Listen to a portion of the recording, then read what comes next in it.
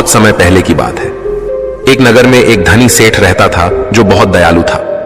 इतना बड़ा व्यापार और बहुत सारा धन होने के बावजूद वह एक भोला और दान करने वाला इंसान था। वह हर किसी की मदद करता था। उसके मन में लोगों के प्रति प्यार और दया की भावना ये थी, वह किसी का भी दुख नहीं देख पाता था। उसके इतने दयालु और भोलेपन की वजह से उसके आसपास के लोग उसकी इसी बात को उसकी कमजोरी समझकर उसका फायदा उठाते थे। कुछ लोग उस सेठ के सामने झूठ मूठ का रोना रोकर उससे पैसे उधार ले जाते थे। सेठ अमीर तो था ही और ऊपर से दयालु भी। जब वह सेठ उन लोगों की दुखी हालत देखता और उनकी परेशानियां सुनता तो उसका मन भर आता। और जब वह लोग उससे कहते हैं कि मुझे थोड़ा धन उधार चाहिए या तुम मेरी मदद करोगे, मैं तुम्हारा यह एहसान कभी नहीं भूलूंगा, तो वह मना नहीं कर पाता। वह सोचकर धन दे देता कि अभी इसका बुरा वक्त चल रहा है, इसको मेरी मदद की जरूरत है, बाद में यह पैसे लौटा देगा। धीरे धीरे वक्त गुजरता गया। लोग उस सेठ के आगे बिना बात का रोना रोते और उसका धन ले जाते और कभी वापस नहीं करते। सेठ भी कभी धन वापस नहीं मांगता था। उसको लगता था कि जब इसका बुरा वक्त गुजर जाएगा तो धन वापस कर देगा। लेकिन कहते हैं ना कि हर सुबह के बाद रात होती है, हर सुख के बाद दुख आता है और दुख के बाद सुख आता है। ठीक उसी तरह उस सेठ के साथ भी हुआ। कुछ सालों बाद उसे पास धन कम होने की वजह से उसके व्यापार में माल भरने के पैसे कम होने लगे और इसके वजह से उसके दुकान पर अब ग्राहक भी कम होने लगे, क्योंकि जो सामान उन ग्राहकों को चाहिए था वह सामान उस व्यापारी के पास खत्म होने लगा था और उस सामान को लाने के लिए अब उसके पास इतना धन भी नहीं था। धीरे धीरे सेठ का धन समाप्त हो गया। एक समय था जब वह सेठ अपने नगर के अमीर लोगों में आता था, पर आज उसके पास पैसे नहीं थे। ऊपर से ढेर सारा कर्ज उसे बाजार से लेना पड़ा। उसे समझ नहीं आ रहा था कि वह क्या करे। उसने महात्मा बुद्ध के बड़े चर्चे सुन रखे थे। उसे यह पता था कि उसके बहुत मित्रों ने उनके पास जाकर अपने जीवन के लिए सही मार्गदर्शन लिए है और वह जो ज्ञान देते हैं वह काफी जिंदगियां सुधार चुका है। उसने निश्चय किया कि अब तथागत गौतम बुद्ध ही उनकी समस्या का हल बताएंगे। यही सोचकर वह अगले दिन गौतम बुद्ध से मिलने निकल पड़ता है। वहां जाकर बुद्ध को प्रणाम करते हैं। फिर सेठ गौतम बुद्ध से कहता है, मुझे मेरी समस्या का निवारण चाहिए। बुद्ध कहते हैं, पूछो, क्या पूछना है। फिर वह उन्हें सारी बातें बताता है कि कैसे वह लोगों की मदद करके अमीर से गरीब हो गया, कैसे उसने बस लोगों की बुरी हालत देखकर अपने व्यापार के पैसे उन्हें मदद करने के लिए दे दिए और आज वह खुद जरूरतमंद हो गया है। गौतम बुद्ध उसकी सारी बातें ध्यान से सुनते हैं और कहते हैं कि तुम बहुत ही ज्यादा सीधे और दयालु हो। जरूरत से ज्यादा सीधा होना भी हमारे लिए मुसीबत पैदा कर सकता है। आगे बुद्ध कहते हैं, तुम लोगों की मदद इसलिए करते थे ताकि वो मुसीबत से बाहर निकल सके, लेकिन लोगों ने इसका फायदा उठाया और तुम्हें ठगने का काम करते रहे बाय। उस सेठ ने कहा, आप बिल्कुल सही कह रहे हैं बुद्ध। मेरे दुखों का कारण मेरा ज्यादा सीधा होना, सरल होना और दयावान होना ही लग रहा है, लेकिन मैं अब क्या करूं? मुझे रास्ता बताइए। क्या मैं बुरा बन जाऊं, दया निकालकर फेंक दूं, निर्दयी हो जाऊं? क्या अच्छाई करने की कोई कीमत नहीं? इस दुनिया में क्या मदद करने से या किसी का भला करने से बस यही परिणाम मिलता है? बुद्ध कहते हैं, नहीं, तुम्हें यह सब नहीं करना है। कई बार तुमने देखा होगा कि जो व्यक्ति ज्यादा अच्छा होता है उसे उतना ही ज्यादा दुख मिलता है।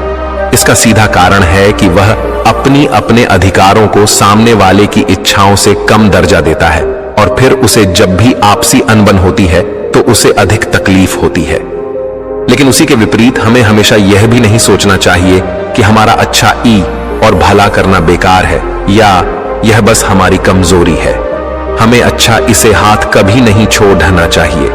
हमें बस यह सीखना है कि कभी कभी हमें भी अपनी बात रखने का अधिकार है और हमें अपने अधिकारों की रक्षा करनी चाहिए। इसलिए हमें अच्छे इंसान बने रहने के साथ साथ अपने अधिकारों की रक्षा करना भी सीखना होगा। अगर हमें गलत तरीके से नुकसान हो रहा है, कोई हमारा गलत फायदा उठा रहा है, तो हमें उसका सामना करने के लिए सही तरीके से खड़े होना जरूरी है। यही एक सच्चे और अच्छे इंसान की पहचान और शख्सियत होती है। वह आदमी कहता है, बुद्ध मुझे थोड़ा थोड़ा समझ आ रहा है, लेकिन अभी भी मैं पूरी तरह नहीं समझा। इस पर बुद्ध कहते हैं, चलो मैं तुम्हें एक कहानी सुनाता हूं। उसके बाद तुम्हें समझ आ जाएगा कि तुम्हें क्या करना है और क्या नहीं करना है। बहुत समय पहले की बात है। एक जंगल में एक भेड़ रहती थी। उस भेड़ ने एक को जन्म दिया। वह मेमना बहुत ही सुंदर था। उसके शरीर पर बहुत ही चमकदार घने बाल थे। वह बहुत ही सुंदर लगता था। भेड़ भी अपने से बहुत प्रेम करती थी और उसका बहुत अच्छे से देखभाल भी करती थी। भेड़ अपने बेटे को अच्छी अच्छी बातें सिखाती, उसे अच्छे संस्कार देती। उस भेड़ की इच्छा थी कि उसका बेटा बड़ा होकर खूब नाम रोशन करे। लेकिन भेड़ के ज्यादा लाड़ प्यार के कारण मेमना बिगड़ता जा रहा था। उसकी मां उसे अच्छी शिक्षा देती थी, उसे अच्छे से रखती थी, दिन रात उसका पूरा ख्याल रखती थी। लेकिन मेमना दिन प्रतिदिन शैतान और जिद्दी होता चला गया। वह अपनी मां की किसी भी बात को ध्यान से नहीं सुनता और ना ही किसी बात पर ध्यान देता। उसे हर पल ऐसा ही लगता कि मेरी मां मेरा इतना ख्याल रखती है और इसी कारण वह खुद की जिम्मेदारी नहीं लेता था, ये सोचकर कि उसकी मां उसे किसी भी संकट से निकाल लेगी। वह धीरे धीरे गैर जिम्मेदार होता जा रहा था और अब उस भेड़ का लाड़ और प्यार उसी के मेमने के अच्छे और जिम्मेदार बनने में रुकावट बन गई थी।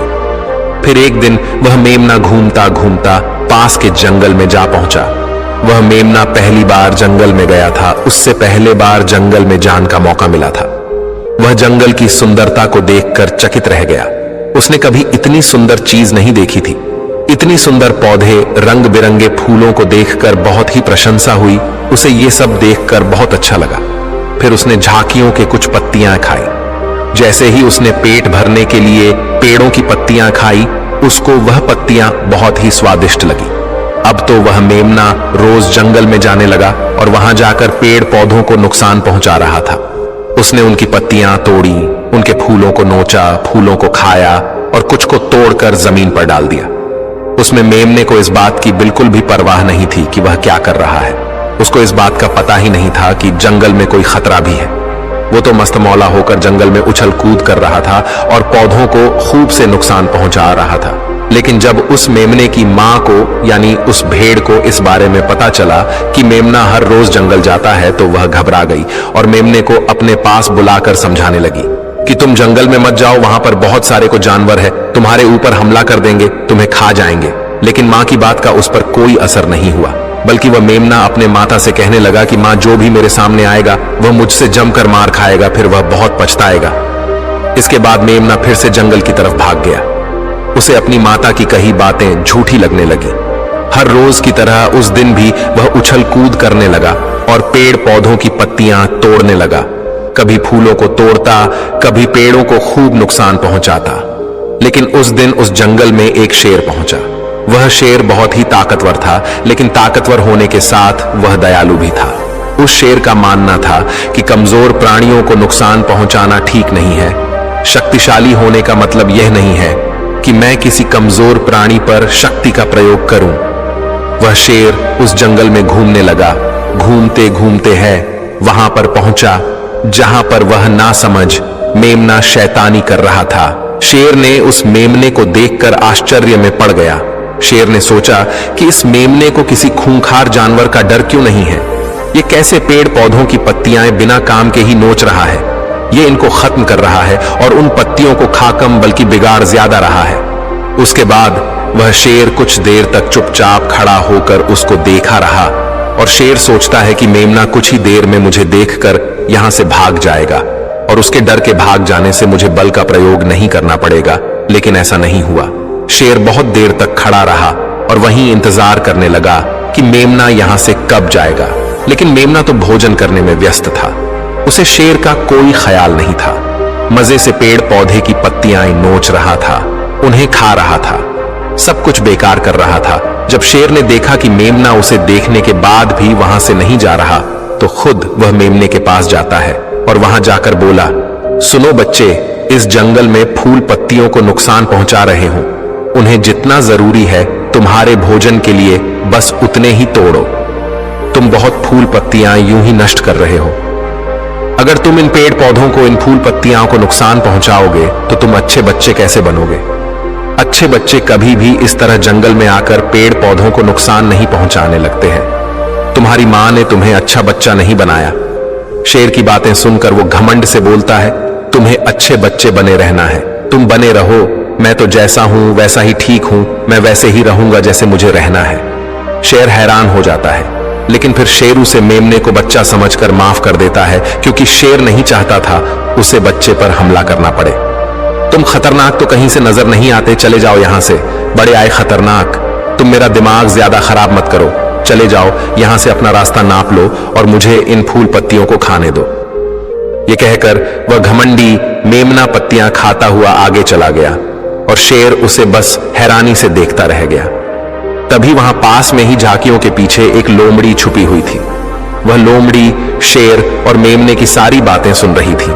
उस लोमड़ी को शेर राजा की इस तरह बेइज्जती बर्दाश्त नहीं हुई, तो वहां से झाड़ियों से निकलकर शेर के पास आ पहुंची और शेर के पास आकर बोली, क्षमा कीजिएगा महाराज, आप तो इस जंगल के महाराज हैं, इतने बलशाली हैं, आप चाहें तो इसमें को 2 मिनट में मजा चखा सकते हैं और उसे आपका अपमान करने से रोक सकते थे, फिर आपने कुछ भी क्यों नहीं किया? इस पर शेर ने कहा, मैंने उस बच्चे का भला सोचा, मुझे ऐसे ही किसी बच्चे को अपनी ताकत का शिकार नहीं बनाना था। यह सब सुनकर लोमड़ी बोली, महाराज, लेकिन आपके इतने सीधेपन और दयावान होने के कारण ही उस मेमने की हिम्मत बढ़ ही गई है। वह आपके सीधेपन का गलत फायदा उठा रहा है और जंगल में इधर उधर घूम रहा है और पेड़ पौधों को नुकसान पहुंचा रहा है। मुझे पता है कि कमजोर प्राणी पर हमला नहीं करना चाहिए, यह बहुत बुरी बात है, और यह भी दया करना एक अच्छा गुण है, लेकिन शासन में कभी कभी भय दिखाना भी जरूरी है। आपकी यह बात सही है कि प्रजा के साथ दयालुता का व्यवहार करना चाहिए, लेकिन इसके साथ साथ यह भी जरूरी है कि उनके मन में राजा के प्रति डर भी हो, ताकि वह इस तरह के अपराध ना करे, कोई मर्यादा ना तोड़े।